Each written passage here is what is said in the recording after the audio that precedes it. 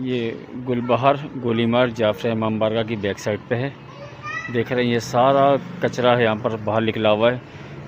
10 दिन हो गए हैं, सबसे हमने इसकी वीडियो बना के भेजी है कि यार खुदा के लिए इसका कुछ करो।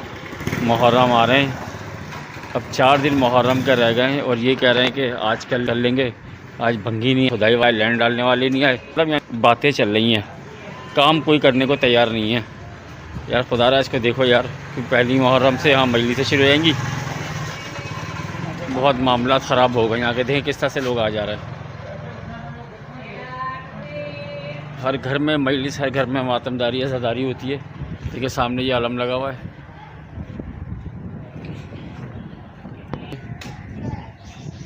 यहाँ पूरा अहले तशय्युं का मोहल्ला है ये। सबको देखें बच्चा किस तरह से जा रहा है ट्यूशन पढ़ने के लिए। ये देखें बच्चा किस